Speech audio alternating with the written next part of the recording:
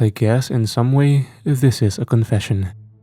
But I swear to God, I never meant to do it. None of us did. It was all a big accident. We shouldn't have been there, man.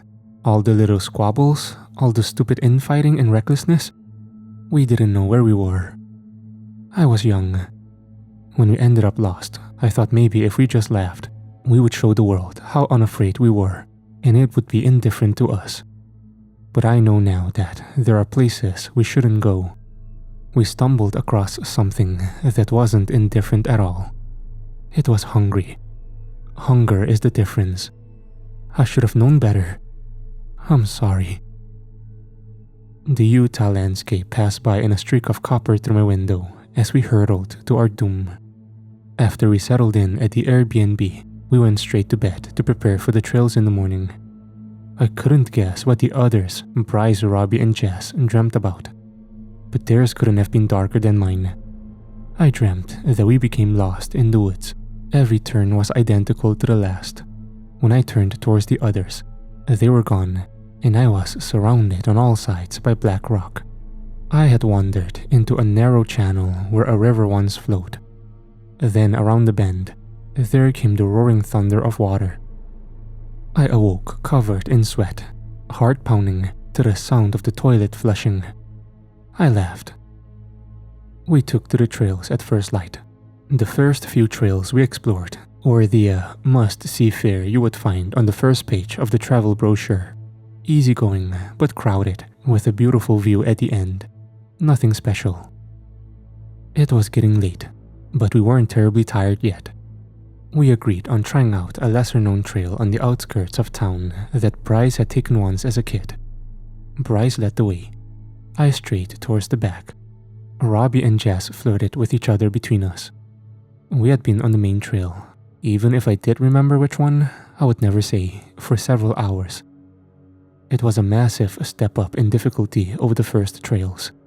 The three of us followers were entirely dependent on Bryce's guidance, each wrapped in our own thoughts and seldom speaking to each other. Bryce called back towards us sometimes, but I was the only one that seemed to hear him. From time to time, I offered up my nature knowledge to the group. Bryce was the only person I knew in the group, so I wanted to impress the others.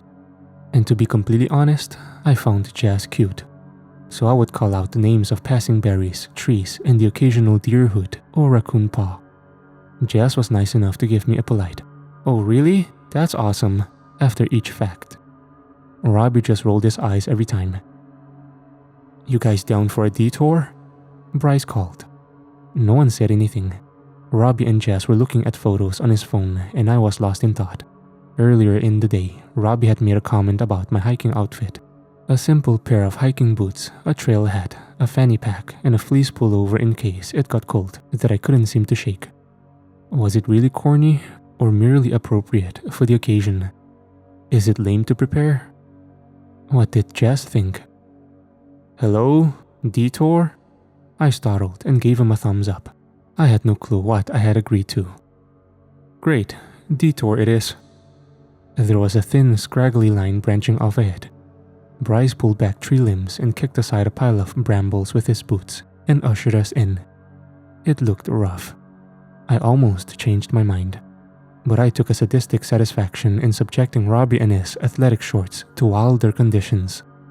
Maybe when his shins were covered in blood, he would take that corny comment back. It didn't take long for Jess to complain. "Where are we going, Bri? My feet hurt," she said, swatting box away with manicured hands. Normally, Robbie would have teased her for that comment, but the trail was on a steep incline and we were all struggling to keep up. Bryce didn't answer. He just soldiered forward and we could do nothing but follow. It was soon clear why he insisted on this excursion. The trees ahead began to thin, and we stepped onto an overlook more beautiful than any I'd ever seen. The entire world glowed orange before us. It was like a rock forest. We had seen similar formations on the previous trails, but they seemed dull in comparison. These blazing sandstone obelisks, striped with gradients of pink and yellow, glowed like fireflies. Pulsed, truly pulsed, as if they were living primordial beings secluded in this secret canyon or the emerging fingers of God's great hand. The four of us stood in hushed awe. It was a long time until anyone spoke. Regrettably, it was me. How are we going to get back? It's almost dark. The rest of the group shot glances at each other. Robbie sighed. Relax, Vic, he grumbled. I'm just asking. Someone has to think of these things. Don't you see this? Right in front of us? Jess said and gestured with a sweeping arm. Well, yeah, it's amazing. Don't get me wrong. Jesus, are you gonna have another panic attack, dude? Robbie sneered. Robbie, Bryce said. That wasn't my fault, I yelped. That road was completely fucked. Jess was sick too. Jess quietly shied away from us. Jess is a woman, Vic. Are you a woman? You're a bully, dude. I call it like I see it. It's not my fault you're a pussy. Fuck you, I whispered. What? Did you say something? Robbie got up in my face, and I leaned away. No, I said quietly. No, I'm pretty fucking sure you said something, bro. Bryce stepped between us. Enough, guys. Robbie backed away from me, and I exhaled. The sun was lower now. The sky had turned purple and red like a bruise. It was colder too. Vic asked a good question, Bryce said. I smirked at Robbie. I didn't think it would take this long to get here, so that's on me. But the fastest way back is straight through the canyon. Bry, I can't hike that, Jazz cried. You're gonna have to. Listen, the park is closed now, and they don't fuck around with their security. They patrol these trails, but they don't patrol this area. Well, why not? Are we not supposed to be here? I asked. Not really, no. Robbie laughed. That's fucking gangster, Bryce. I didn't think you had it in you. This part of the park has been closed for a long time, Bryce continued. I guess there was something wrong with the water coming out of the spring in the 60s. Ew, like what? Jess asked. I don't know, it was tainted I guess. But it doesn't matter. The spring is dry now. If we take the canyon, we can get back to the parking lot in half the time. We all shared uneasy glances. Anyone have a better idea? Bryce asked. So, we started down the canyon. There was a rocky escarpment a ways down that allowed us to reach the canyon floor without using any equipment. I was grateful for my boots. Jess's tennis shoes slipped halfway down, and she suffered a nasty scrape on her knee that left her hobbling. I offered her my undershirt for the bleeding. She took it without a thank you. Robbie tossed her arm over his shoulder and helped her along. Bryce led the way. He wore a headlamp that cut a clear path through the blue dark that was gradually settling over the canyon. The basin of the canyon was mostly smooth, flat sandstone, which made for an easy hike. Occasionally, we passed brittle-scone pines. They loomed in the darkness like silent observers. They were majestic in the daylight, but under the shaky flash of Bryce's headlamp, they were twisted and charred and ancient. I heard Jess's teeth clattering. I offered her my fleece immediately. Thanks, Vic. Such a gentleman, she said. I just smiled. The orange, dreamsicle atmosphere of the park I had enjoyed before had disappeared over the horizon with the sun. All that remained in the approaching darkness was an endless and unfamiliar wilderness that seemed to crowd around us. I felt like I was inside the camcorder of a found-footage horror movie. I studied my companions' faces. Jess's was miserable, Robbie's furious, Bryce's intent. I can only guess at my own, but I'm sure it was more worried than I would have liked. Where the fuck are we, Bryce? Robbie said suddenly. Bryce kept moving ahead. Almost there. We're almost there, guys. Don't worry. An owl hooted in the distance. The light was fading fast. What if they towed our car? Jess said. The parking pass expired at 8. Fuck that. What if we're lost? What if Bryce forgot the way home? Robbie said. That's not helpful, I said quietly. Robbie turned on me. Oh, is that not helpful, Vic? Right, because you've been so fucking helpful today with your little factoids.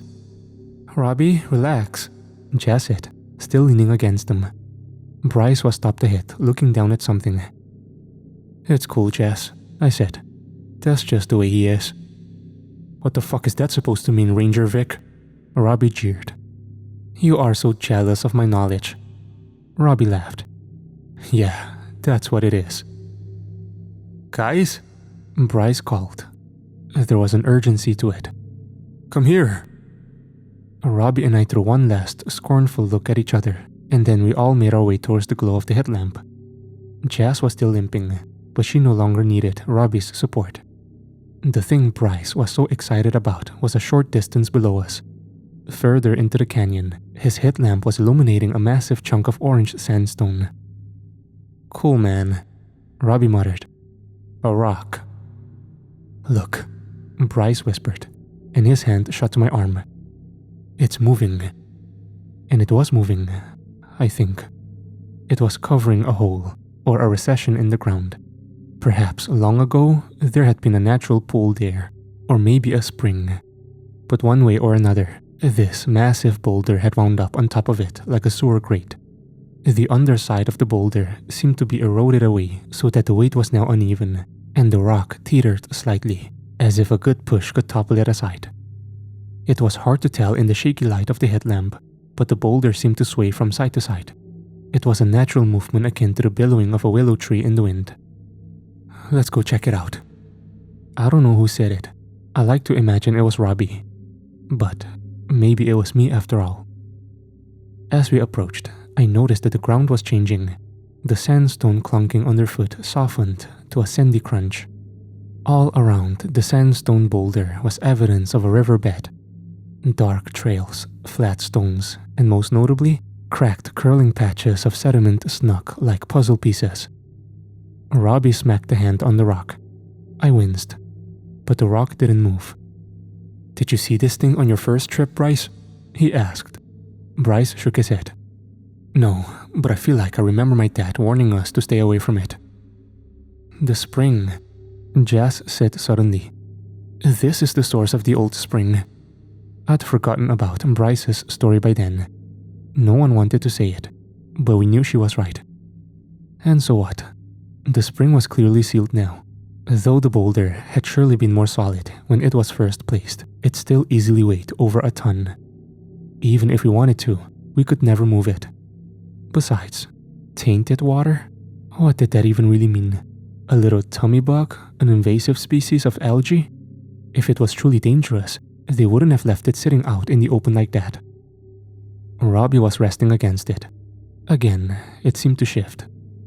Maybe don't touch it, Robbie, I said. Yes, sir, Mr. Ranger Vic, sir, he said like a cadet, bolting upright and saluting. Then he scoffed and leaned against the rock again. Fuck off. The rock isn't going anywhere, Bryce said. But, I started. Yeah, Vic, relax. It's been there for like 6 decades, Jazz added. I looked around at all of them. Each stared at me with the same exasperation on their faces. It's like I was their snobby teachers, and they were waiting for me to remind them of the principles of leave no trace, or chide them for being late to class, or in some other way remind them that I was better than them, more responsible, more reasonable, more mature. Why do you guys shit on me for being smart? I blurted. My face instantly went red. Robbie laughed condescendingly. We shit on you for being obnoxious about it, he said. After the first outburst, the second came easily. No, it's more than that. It's definitely more than that. Do you guys even like me? We like you, Bryce said. But maybe just take a chill pill, man. You're stressing us out. No, Bryce, you stressed us out by dragging us out here to the middle of nowhere and getting us lost, and you're mad at me for pointing it out. Don't blame Bryce, Jazz said. It's not his fault. It was an awesome view. Yeah, the view was sick, but it wasn't worth all this shit, Robbie said. I glanced at Robbie and caught his eye. I couldn't believe he took my side on something. You're such a fucking autist, man, Bryce said, raising his voice to me. I couldn't see his face through the glare of the headlamp. You know I did you a favor inviting you, right? The 3 of us made a separate group chat, and no one but me wanted you to come. And now you're riding everyone's balls about wearing the wrong thing and touching fucking rocks. Clearly I made a mistake. Everyone was quiet for a moment. Then, I guess I snapped. "Nah, you're right," I said. I threw my hat on the ground and stormed over to the rock. Fuck the rock. Fuck it. Everyone watched in silence as I slammed my hands into the side of the rock. I instantly regretted it. The rough surface scraped patches of skin from my palm, but I kept going. "Let's fucking knock it over, dude," I hollered. "Come on." Again and again, I slammed into the rock. It didn't seem to be moving. Awkwardness settled over me for a few seconds. I probably looked like a psychopath. I thought maybe I could show them I wasn't a complete stick in the mud. But I think my frustration bled through. I was just about to stop when Robbie joined me. "Fuck this fucking rock, dude," he said as he pressed his hands against the rock and fell into my rhythm. A wave of relief washed over me. I guess pushing the rock was something like a joke. I can't fully explain what we were thinking. All I know is that Robbie and I were both laughing. A moment later, Jazz joined us. Then eventually, so did Bryce. We all heaved against the rock with all our might, laughing like friends. The rock didn't move. Like I said, we couldn't have moved it if we wanted to. But the rock wasn't what was holding it in place. I understand that now. I was shifting the position of my hands when I touched something wet. At first, I thought it was condensation or something, but when I pulled my hand away, I felt the tacky residue of it stuck on my fingers. "Bryce?" I said. The others noticed I was no longer rocking and slowed. The flash of Bryce's headlamp turned in my direction. When it turned, I caught a glimpse of my hands. They were red. "What the fuck?" I shouted in disgust. I staggered away from the rock and wiped my hands on my pants. "What's going on?" Jess cried. "Shine your light on the rock, right there," I told Bryce, pointing. He did what I asked. On the surface of the rock was a smudged sigil painted in blood. We were shocked into silence. "What the fuck is that?" Robbie said finally. "That wasn't there before," Bryce murmured. "That was not there before." We studied it. It was perfectly, reflectionally symmetrical. It stretched from the very bottom of the rock, where it met the ground, to the very top. It consisted of strange geometrical symbols like hieroglyphs. You would imagine the edges to be irregular, but they weren't.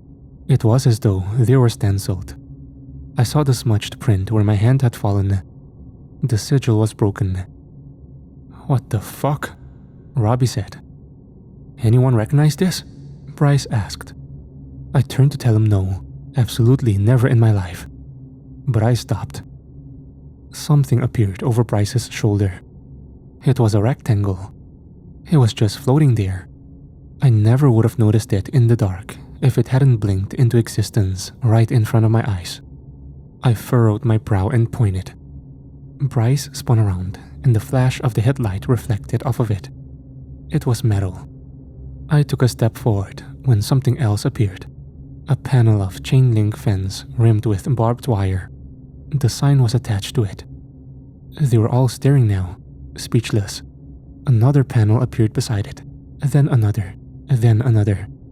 We all turned in unison as we watched the perimeter appear around us piece by piece, until the circle was complete. We were trapped. It took us a while to accept it. Each of us had our turn with the fence, lacing our fingers through it, shaking it, climbing it, cursing, asking, "How?" But it was as real as anything. Had it been there the entire time? The sigil too? I couldn't help but believe the red carpet had been rolled out for us. It was as if something knew we were coming and removed all obstacles in our way for a short time. But to what end? My question was shortly answered. I was climbing down from my turn on the fence, my face sweaty and the tip of my finger dotted with a drop of red. It was real barbed wire after all. When I saw the rock move. It didn't topple over like I feared it might after how hard we pushed it. It didn't collapse. It didn't crumble or crack. It floated. It rose silently into the air like a balloon. Bryce's headlamp showed the underside of the rock was worn with claw marks. See, it wasn't the rock that held it. It was never the rock. It was the sigil.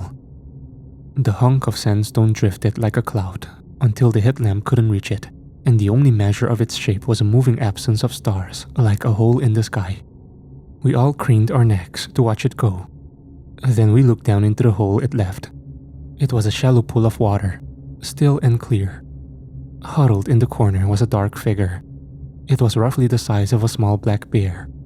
When Bryce's headlamp fell over it, it flinched. Its back was made of jet black metal like oxidized iron. It was curled up on all fours. It looked like a huge pangolin. That must be it, I thought. A pangolin. I could even make out the shape of powerful claws on its hands. The water rippled. The figure's back began to arch. There were cries of fear, anger, and confusion, but I didn't discern anything my friends said. My body stepped back involuntarily, but my eyes were fixed on it. It began to lurch and gag rhythmically. It was a wet noise. For a moment, I thought maybe it was dying, like it was allergic to air. But no, it arched hard with a sick moan. It perched a red cloud from its throat into the pool of water. "What the fuck is it doing?" someone said. The animal, that's what I assumed it to be, lurched again, and out came another plume of red. The brilliant color of the expulsion quickly bloomed and rushed out towards all edges of the water, faster than I thought possible. Then it lurched again. Wave after wave of fluid flowed into the spring water until it was a dark maroon. We were all moving away from it, desperate to turn away, but terrified where it might move in the darkness. The animal finally stopped. It looked at us. Tiny dark eyes peeked up and considered us vacantly. Then it sank into the opaque red pool, out of sight. "Holy fuck," Bryce cried, his back now against the fence. "What the fuck is that thing?" "I don't know," I panted. I was against the fence too. We all were. Jess was in hysterics. She blubbered incoherently while Robbie did his best to hide his own panic and comfort her. The pool had fallen still. We were talking, trying to make sense of things and failing, when the bubbles started. The sound rose out from under the tones of our conversation secretly, like the loudening gurgle of a flooding creek. Robbie saw them first. He pointed, eyes widening. Red bubbles were rising from the center of the pool. They were growing stronger by the moment, until they were raging like hot tub jets. The pool began to rise. We all looked at each other in fear. "Climb the fence," Bryce shouted. "Now!" Everyone raised up the chain link with a chorus of clinking metal. We went as high as we could before we hit the barbed wire. The water began to overflow from the hole. The red water raced out in all directions and pulled beneath us. Eventually, it started to trickle down into the canyon where it had once flowed 60 years ago. The pool, however, remained under our feet. I was on the far side opposite where the water was streaming, and I was the only one with dry ground beneath me. The animal was still nowhere to be seen. "You have to climb towards Vic," Bryce instructed. My palms were slick with sweat. I was terrified to lower to the ground for fear that the water might suddenly surge and swallow my ankles. I had no idea what the red substance was. Eggs, maybe? It looked like a mammal, but I couldn't imagine another reason an animal would expel fluid like that. The rest of the group started to carefully climb towards my side of the fence. Robbie was the farthest away, then Jess, then Bryce. It didn't take long for Bryce to make it beside me. Jess, however, was struggling badly. I could tell her knee was still bothering her by the way she avoided bending it, and she was still breathing hard and whimpering. "Hold on, Jess," Robbie reassured her. "You got this. Just a little farther, okay? You got this. I swear to you." "I don't know," Jess said quietly. I don't know. The water was rushing loudly now. The surface of the pool's center still bubbled violently. "When we get out of here, I'll take you on a date," Robbie said, smiling. "Somewhere nice in the city, not a tree in sight." She laughed nervously. I think that's what did it.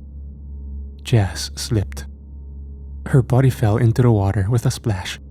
She landed on her hands and knees. The water came up to her chest. We all held our breath for an agonizing moment.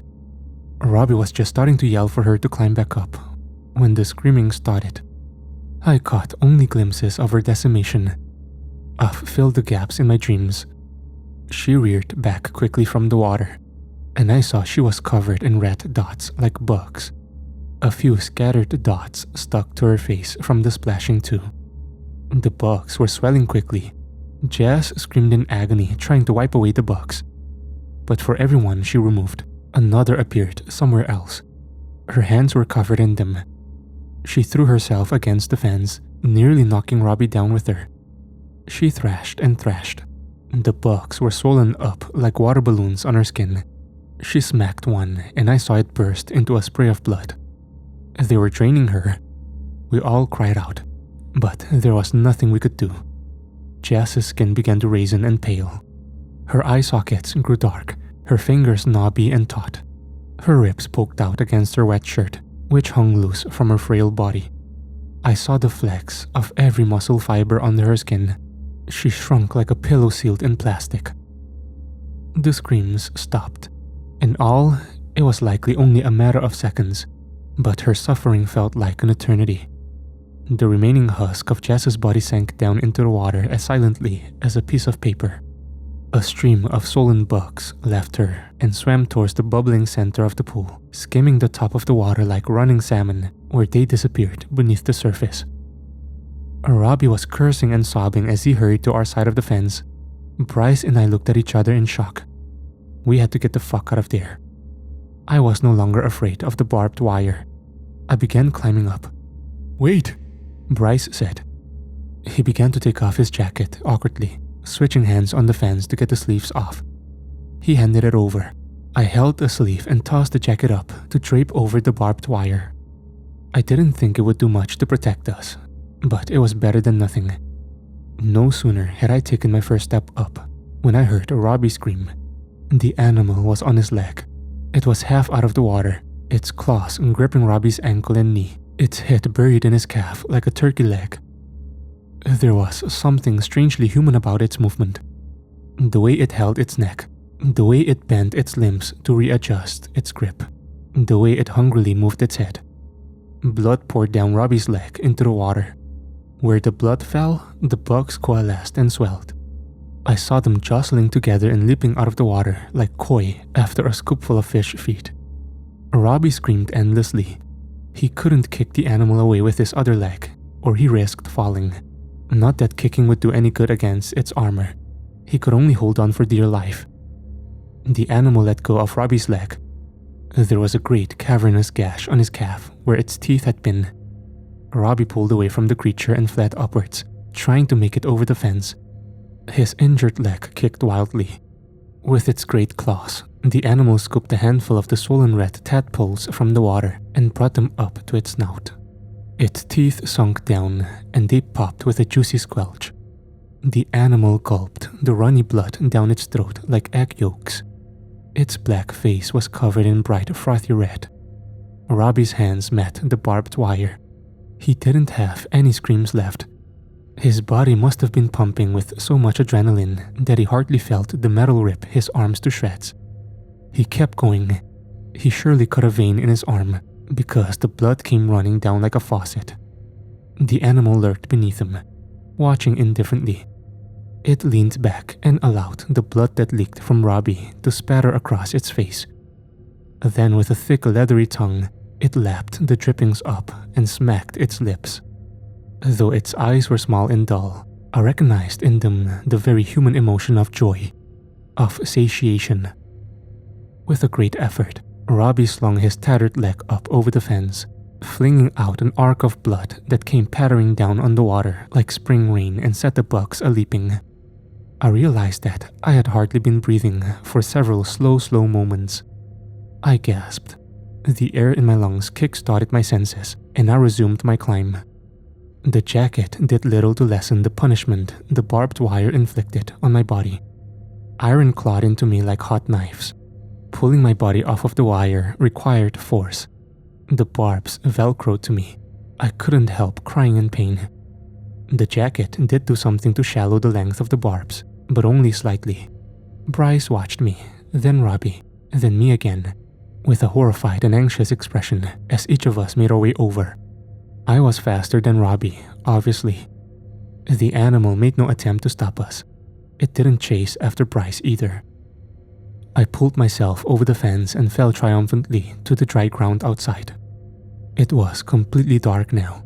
The only light was the faint glow of the moon and the ever-changing beam of Bryce's headlamp. Then, Robbie fell after. He hit the dirt with a thud just at the water's edge. He didn't cry out. He was covered in blood. The headlamp fell over him for a moment and he flashed red. The blood was still running, pooling beneath him. Robbie was hardly conscious. In that brief glimpse, I saw no light in his eyes. He barely moved, just sat up, patted dirt and blood from his pants, and sat staring ahead, his silhouette swaying back and forth. I knew he was surely going to die. Distantly, I heard Bryce following after me, cursing and grunting. "Robbie!" I yelled. He didn't look at me. Then, without ceremony, the animal began eating him. Its claws passed through the chain link as though it wasn't there. I heard the rattle, and in the next instant, Robbie's head was gone. With great horrible arms, the animal pulled Robbie's head through the hole in the fence and held it close like a jack-o'-lantern, dripping and vacant and still hot. Then, it tossed the head over its shoulder into the cold spring water with a splash. Bugs swarmed around it and swelled. It was a merciful end at least, like a light switch turning off.